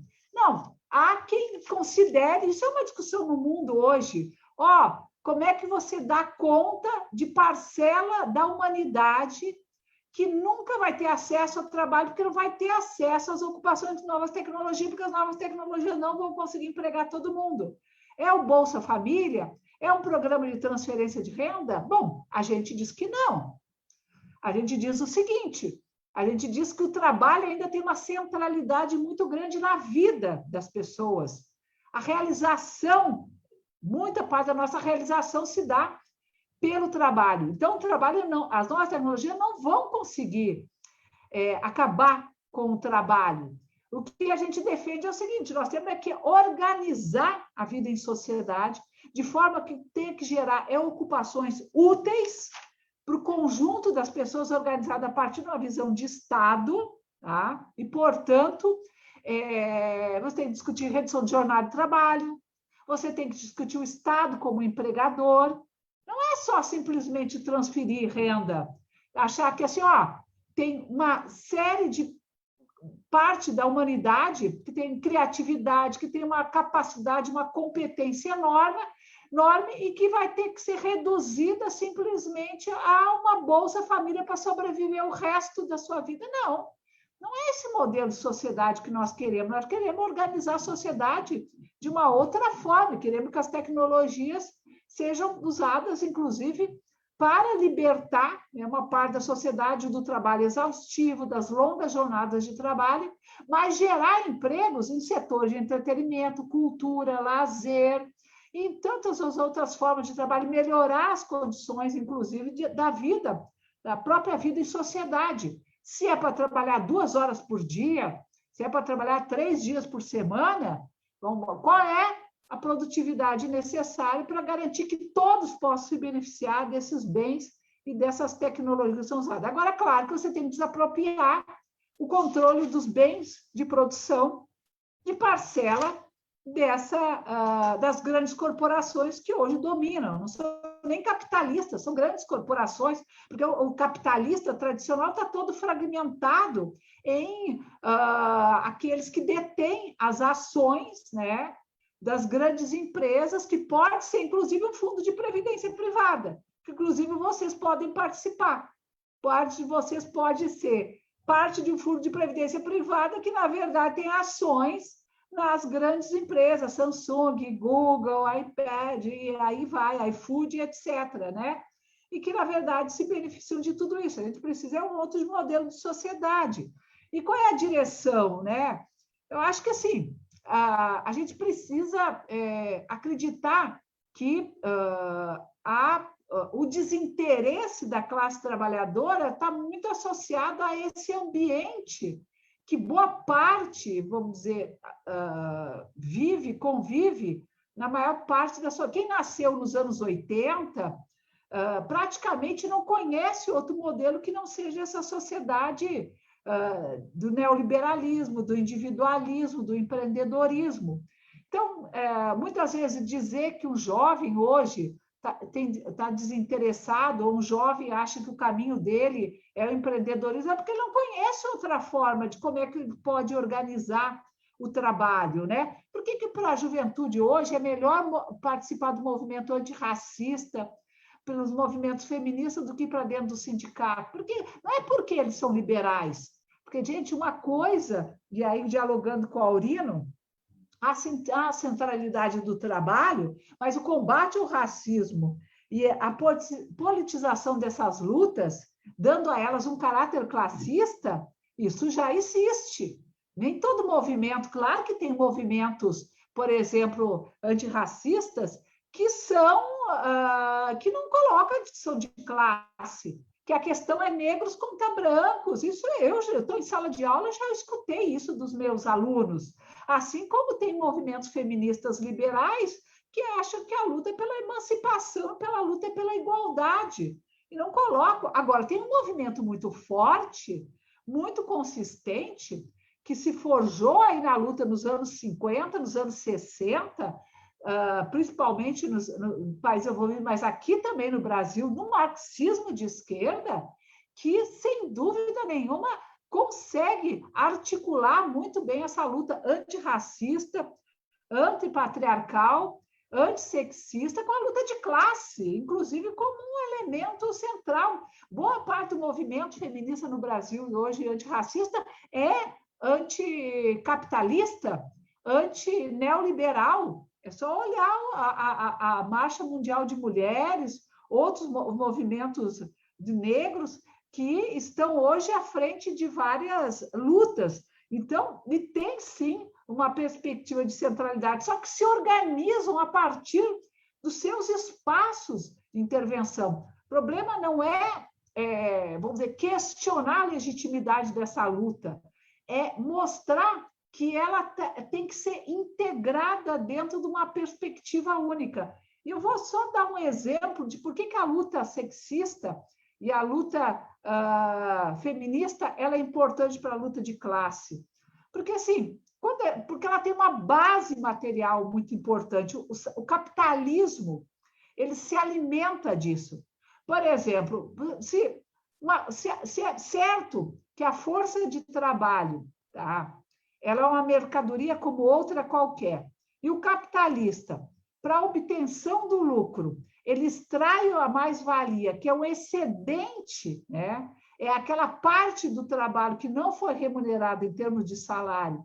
E se nos termos do marxismo, o salário é definido pela capacidade de subsistência e reprodução da força de trabalho, portanto, se uma parte da reprodução da força de trabalho, os meios de subsistência para a reprodução da força de trabalho é realizado de forma gratuita no âmbito das famílias, basicamente pelas mulheres, eu posso pagar um salário menor. se eu não preciso comprar alimentos fora, se eu não preciso fazer a lavanderia fora, se eu não preciso de várias coisas que eu não preciso comprar no mercado. Então, portanto, o meu salário é o salário de subsistência, porque isso eu não preciso adquirir, porque ele já é garantido gratuitamente por meio. Então, essa articulação entre a produção econômica e a reprodução social, gente, é fundamental para entender como é que o sistema opera. A gente não pode olhar só sobre a dinâmica da produção econômica, a gente precisa olhar sobre a dinâmica da reprodução social, que é a reprodução da vida. O capitalismo não existe se não houver reprodução da vida. Isso é fundamental. Por isso que a gente fala hoje na crise dos cuidados. Porque você tem cada vez mais, isso é uma preocupação do capitalismo, principalmente nos países desenvolvidos. As mulheres estão tendo menos filhos e vários países já enfrentam um problema de um vazio demográfico. Já tem que estimular, inclusive, a migração do sul para o norte, para poder repor força de trabalho, porque a força de trabalho hoje tem um excedente, em vez de ter um excedente estrutural, você tem uma falta, um déficit de força de trabalho que as próprias tecnologias e os ganhos de produtividade não compensam isso, né? Isso é uma crise, há um processo de envelhecimento da população. Até 2030 nós vamos ter mais de 1,5 bilhão de pessoas que vão necessitar de cuidados e você precisa de política pública para isso. Então, assim, se a gente não olhar todas essas dimensões articuladas, a gente não consegue perceber que a gente precisa, que o caminho é muito mais longo e que as lutas são muito mais, vamos dizer, globais. Então, a nova classe operária, gente, é a classe operária que está dentro da fábrica, que está no comércio, é a trabalhadora doméstica, é o motoboy, é o motofrentista, é o trabalhador da agricultura familiar, é a economia solidária, é a senhora que faz pano de prato e vai para a frente do metrô, do ponto de ônibus tentar vender, é aquela que é a vendedora ambulante, é a cabeleireira. Essa é a nova classe operária. Essa classe operária, ela é capaz de forjar nas suas relações cotidianas, nas suas contradições, consciência de classe? Claro que é, porque aonde ela trabalha e onde ela vive essas contradições de forma muito permanente. Aqui em São Paulo, por exemplo, nos anos 80, nós tivemos um movimento muito forte em defesa da moradia, da creche pública, dos movimentos populares, as lutas contra a carestia. Quem é que protagonizava isso, gente? Era o movimento popular, eram os movimentos sociais. Porque é isso, o que nós temos que ter capacidade é de mostrar que é uma articulação disso tudo com o capitalismo. Né? A luta pelas políticas públicas significa disputar fatias do Estado. Disputar fatias do Estado com quem? Com o mercado, com os capitalistas querendo cada vez mais mercantilizar a vida. Então, quando a gente diz que o nosso conflito também é não só entre capital e trabalho, mas capital e vida, é porque nós temos que trazer essa luta para dentro dos territórios e mostrar que ali no território nós também estamos fazendo luta de classe, nós também estamos enfrentando o capitalismo. Em relação aos ciclos longos, e essa pergunta que o Aurino faz em relação às fases do capitalismo e acumulação. Bom, na verdade, Aurino, o que ocorre? É nos momentos em que o capitalismo esgota um determinado padrão de acumulação, tá? Que as suas taxas de lucro são decrescentes, que ele, vamos dizer, o que ele faz? Ele investe em novas tecnologias capazes de, vamos dizer, produzir um novo salto tecnológico para que ampliar a sua produtividade e retomar um ciclo de acumulação. Então, o ciclo de acumulação está intimamente relacionado com os próprios ciclos de inovação tecnológica. Então, a gente pode ter um esgotamento desse modelo da quarta revolução industrial de acumulação do capitalismo e aí engendrar um novo processo de acumulação com base em novas inovações? Pode, sem dúvida nenhuma. Agora, por exemplo, quando você tem a crise dos anos 70, bom, primeiro, a crise dos anos 70, a crise do final do século XIX, ela engendrou as condições, porque tu teve uma grande depressão lá dos últimos 20 anos do século XIX. Ela engendrou as condições para a segunda revolução tecnológica. Aí você teve a crise dos anos 30, né, que é uma crise da acumulação, e aí você tem, vamos dizer, um estabelecimento. E como é que ela se resolveu? Pelas duas grandes guerras mundiais.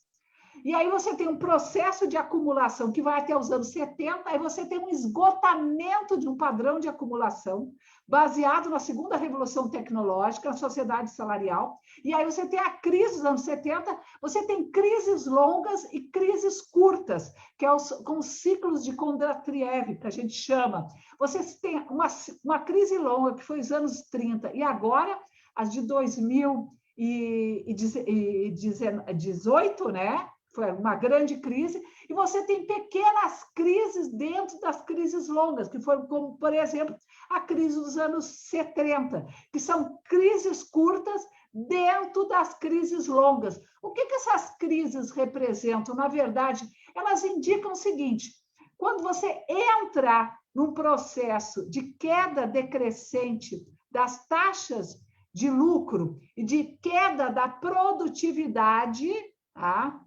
Você anuncia, por exemplo, uma nova etapa no processo de acumulação, que pode se dar pela flexibilização, que foi o caso dos anos 70, pelo advento do neoliberalismo, tá? E a crise de 2018, 2019, que se esperava que ela pudesse romper com esse ciclo do neoliberalismo, na verdade, ela fortaleceu a perspectiva do neoliberalismo e ela se retoma com força, não nos mesmos patamares de antes de 2009, 2008, 2009, mas ela volta com força a partir dessa perspectiva do Estado mínimo. Então, tinha toda uma expectativa entre os analistas de que a crise de 2009 ela ia produzir uma mudança expressiva nesse processo de acumulação do capitalismo e a volta do Estado. Não, pelo contrário, ela se reforçou, inclusive, com os estados conservadores de direita, e haja visto aí, no caso, a experiência brasileira em vários países da América Latina e da Europa também. Então, assim, não é fácil explicar os movimentos cíclicos, considerando que a cada etapa de crise você tem uma retomada que representa uma melhora do ponto de vista das condições da sociedade. Não, você pode ter, na verdade, um aprofundamento. Muitos, inclusive, indicavam que a crise pandêmica ela ia representar uma mudança de padrão e de visão do Estado, dos Estados em relação às políticas públicas, à regulação, o controle das grandes corporações, etc., principalmente a indústria farmacêutica, a questão das cadeias produtivas que foram desarticuladas. E não, você está vendo, na verdade, uma retomada do rentismo, uma retomada dos padrões anteriores, né? A própria crise pandêmica a partir dos padrões dados pelo capitalismo. Então, assim, é um processo, queria encerrar chamando atenção para isso, de que os esgotamentos dos ciclos, né, eles não representam normalmente uma retomada a partir de uma visão mais progressista, porque você tem uma correlação de força na sociedade que não te permite isso, porque não adianta só o esgotamento dos modelos, você também tem que, de certa forma, criar na sociedade uma condição para que as forças sociais, as forças políticas, o movimento operário consiga se colocar como alternativa a esse processo. E é isso que a gente não está vendo. Por isso que os movimentos, muitas vezes, voltam com muita força a partir de um campo conservador. É o caso do Brasil hoje. Vamos trazer para o Brasil. você tem um campo conservador de direita e as forças sociais progressistas, hoje, elas conseguem ter força suficiente para se colocar como alternativa, porque assim tem um esgotamento. A economia não cresce, o desemprego em alta, a pobreza aumenta, a desigualdade aumenta. Bom, as condições parecem que estão dadas. O que está faltando para uma ruptura? Eu pergunto para vocês, o que está faltando para a ruptura? São a capacidade das forças sociais progressistas de esquerda se colocarem como uma alternativa para a sociedade, né? Qual é o caminho para isso? Aí eu devolvo para vocês responder.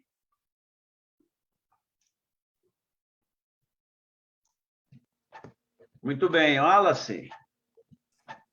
Ô, Toledo, foi muito bom aí. Eu acho que essa bateria de perguntas aí produziu aí uma nova aula, na verdade, né? Enfim, pelo avançar aqui do nosso horário, ô, Toledo, eu diria assim, para que a gente já solicite aí as considerações e passamos aí a nossa agenda das nossas próximas atividades, porque esse debate aqui, que inaugurou esse segundo bloco, demonstrou aí uma possibilidade de que nós vamos ter que aprofundar muito os nossos estudos, né? Isso. Bastante coisa. Mas aí é contigo, Toledo. Olá, eu me inscrevi. Opa, olá, Wallace. Eremi. Não, vou ser bem rápida. Primeiro, Manda ver. boa noite a todos. Meu nome é Eremi Mello, sou de Caxias do Sul, estou aqui, estou na direção do Sindicato dos Trabalhadores Metalúrgicos aqui de Caxias. E também veja meu desafio, eu sou secretária da Mulher da CIT Metal. Então, veja bem que esse debate que a professora trouxe é bem importante. Então, me senti muito contemplada aqui por esse debate. E quando você fala aí da questão das lutas, porque às vezes a gente ouve muito essa questão, parece que a gente quer negar um pouco o passado. Da luta das mulheres, desde da época passada mesmo, desde a época da ditadura até os dias de hoje. Só que eu vejo que a nossa luta enquanto classe trabalhadora, e assim, todas as evoluções que houve, ela se torna cada dia mais difícil, e não só por isso, pelo processo político que você colocou aqui no final. Então, sinceramente, só me inscrevi aqui exatamente, que são muitos debates, e eu acho que a gente precisa, nós todos, homens e mulheres, porque eu sou de uma corrente política feminista, emancipacionista. Então, que não são só as mulheres, mas homens e mulheres. Agora, os homens também têm que estar dispostos a discutir a nossa pauta, para a gente poder construir junto, para a gente alcançar. Assim como a pauta de combate ao racismo, também ela precisa estar junto. Porque quando eu estou lá na fábrica, eu não faço só o debate das mulheres, eu faço o debate geral. Então, eu acho que é essa compreensão que nós precisamos se atentar e não podemos negar essas questões. Então, na realidade, é isso aí mesmo. Eu acho que a aula é para a gente cada vez mais pensar melhor e a luta e pensar o futuro. Mas hoje o que avança no nosso país é o fascismo e a nossa luta política está cada dia mais difícil de nós acumular força para enfrentar esses grandes desafios. É isso, um abraço, obrigada. Muito bem, Eremi. Antes de passar a palavra aqui para a companheira Marilane, para dar suas considerações finais, né? Já estamos chegando a quase 8h30 da noite. Lembrar que a nossa próxima aula é dia 10/8. O tema é Marxismo, Sindicalismo e Luta de Classes. É com o camarada Altamiro Borges, que vai dar aula, todos estão convocados. Nós estamos com 54, 53 agora companheiros e companheiras na sala, chegamos a quase 70, mas é assim mesmo. Eu gostaria de passar a palavra agora. Tá? Oi, fala, Nina. Pode falar, Aurélio. Antes de devolver a palavra, deixa eu só fazer duas propagandas aqui rapidinho. permita. Vontade. Fica à vontade. Você falou da nossa próxima aula, né? Na terça-feira, dia 10, mas nós vamos ter uma oficina de negociação coletiva no próximo sábado, das 9 às 13 horas. 12h30, 13 horas. Então, parte do conjunto de atividade desenvolvida nesse programa de formação, 3 oficinas, e uma delas é essa oficina de negociação com o Diese. É importante que todos possam se fazer presente, porque é exatamente voltada para esse público, né?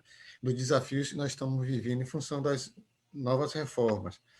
Mas eu queria aproveitar, não estava no script, não, fazer uma outra propaganda aqui, eu recebendo aqui nos meus grupos aqui, vai ter uma conferência online, promovida a partir do Diese, também o Diese, no próximo dia 9, segunda-feira, Caminhos da Negociação Coletiva Pós-Reforma Trabalhista. Então, imagine só, uma oficina no sábado, um Diese, segunda-feira a gente pega uma conferência, e essa conferência nós vamos ter o prazer de uma das palestrantes que se chama Marilene Teixeira. Então, eu acho que quem gostou da aula hoje se sente na obrigação de, segunda-feira, eu já mandei no grupo da FitMetal, no grupo da formação, essa conferência é gratuita, tá? Então, tem um link de inscrição, e acho que é importante que todos possam participar, porque está na ordem do dia, Caminho da Negociação Coletiva por Reforma Trabalhista, com José Daricrey, Marilene Teixeira e Patrícia Peratieri. Então, eu acho que todos devem participar. Era só isso aí. Sábado, segunda e terça, viu, pessoal? Quem não se forma, se deforma. Então, todos para a sala de aula esses 3 dias. Muito bem, Aurino. Muito bem lembrado. Então, companheira professora Marilene, as suas considerações finais dessa sua experiência com essa peãozada metaleira aqui, homens e mulheres. E aí depois nós vamos tomar uma cachaça para comemorar, para quem gosta.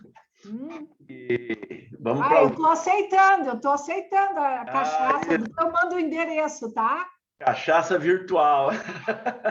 Não, pode botar no correio, não tem problema. Isso mesmo. Muito bem. Bem embaladinha, vai chegar inteira, viu? É bom, hein?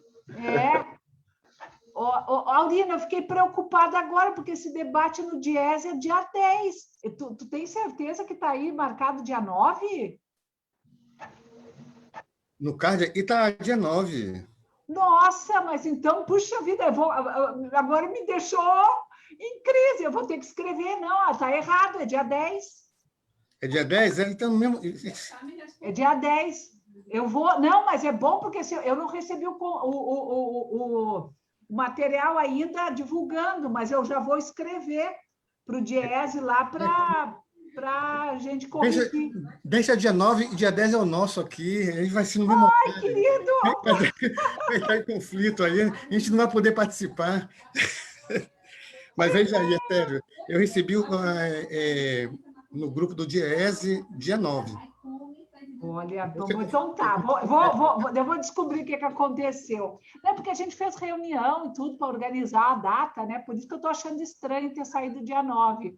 Mas então, até vou aproveitar para fazer a propaganda, viu? Essa atividade é o seguinte: a gente lançou um livro, 2 volumes, sobre o balanço da reforma trabalhista. Publicamos no final de junho. E essa atividade com o Diese é porque eu vou apresentar o volume 2, que é justamente sobre negociação coletiva. É como os sindicatos estão respondendo à reforma trabalhista. Quais são as mudanças que estão ocorrendo, o que está sendo negociado dos temas da reforma. Então, realmente, eu agradeço a tua propaganda, Aurino, porque vai ser bem legal essa discussão e a gente quer muito fazer esse debate com o movimento sindical, tá? Então, já aproveitei e fiz a minha propagandinha, depois eu mando para vocês o link, o livro pode ser baixado gratuitamente com os 2 volumes, tá? E a gente pode até organizar, talvez mais para frente, uma atividade só para discutir o livro, tá? Mas aí fica para uma sugestão para vocês. E eu queria, então, finalizar. Primeiro fiquei bem feliz de saber que é o Altamiro que vai estar na semana que vem, viu, meu grande amigo, Miro Borges. A gente tem se encontrado ainda com muita frequência nas atividades e fiquei bem feliz que vai ser ele que vai seguir essa conversa com vocês. E, assim, eu acho que reforçar, né, a iniciativa de vocês, que é muito importante, e acho que a gente tem que ter, assim, nesse momento, muita clareza e muita paciência também. Eu acho que o que vocês estão fazendo é isso, vocês estão acumulando força, né? A gente está acumulando força, a gente está retomando uma discussão importante que o movimento sindical, de alguma forma, nos últimos anos, deixou muito de lado, que esse debate sobre classe, luta de classe, a centralidade do marxismo, a centralidade do sindicalismo, nas mudanças, né, dos processos, as experiências dos processos revolucionários. É isso mesmo, eu acho que se a gente olhar a experiência brasileira, pessoal, poxa, o sindicalismo no Brasil praticamente, vamos dizer, do início do século, olha todas as lutas que teve que enfrentar, todas as tentativas de dissolução dos sindicatos, prisão de dirigentes, solução de direções sindicais inteiras. Nós temos uma luta, vamos dizer, uma história de luta muito importante. Várias vezes tentaram nos derrotar e a gente ressurgiu das cinzas, como se costuma dizer. E olha, a Constituição da Classe Operária Brasileira, por exemplo, no início do século, ela se organizava muito nos territórios, porque essa ideia do ambiente de trabalho, local de trabalho, ainda não era uma coisa, vamos dizer, consolidada. Isso é depois, mais adiante, lá nos anos 30, 40, mas nos anos 50. Mas quando você olha mesmo as primeiras experiências da classe operária, elas se forjaram muito a partir das lutas nas comunidades, né? Então, a gente precisa, vamos dizer, olhar para essa dimensão que é muito importante, porque na comunidade também você articula com outros sindicatos, com outras categorias, e precisa unificar as lutas e entender assim, que a possibilidade que os sindicatos voltam a ter protagonismo na sociedade depende muito, eu quero finalizar com isso, com a agenda sindical, com a agenda política, viu? É agenda política, a gente tem que pôr uma agenda política para a sociedade. Acho que o trabalho no ambiente de trabalho de formiguinha, de negociação, de organização no ambiente de trabalho, de organização das atividades, é fundamental. Agora, o único jeito de enfrentar é uma agenda política. Então, tem que trazer centralidade para alguns temas, por exemplo, o tema da redução da jornada de trabalho, o tema do salário mínimo, a questão do emprego para todos, garantir trabalho para todos. É isso. Se o trabalho continua tendo centralidade, a luta do emprego para todos tem mais centralidade ainda. Como é que organiza o desempregado? Enfim, são essas as principais... Garantir que a proteção social chegue a todos, universalizar direitos, o acesso à seguridade social, à previdência social tem que ser independente da sua forma de inserção, formal, informal, na economia solidária, empreendimento solidário, na agricultura familiar, como moto frentista, não interessa, todo mundo tem que ter acesso ao mínimo de direito, e isso quem tem que protagonizar essas lutas são os sindicatos, né? As centrais sindicais, as instituições que organizam hoje a classe trabalhadora. Então, assim, eu acho que é isso, nós estamos acumulando, gente, nós estamos acumulando força para que a gente possa, num segundo momento, aí, ter força suficiente para poder alterar esse jogo, essa correlação de forças. E, como já dizia o Polanyi, temos que disputar fatias do Estado.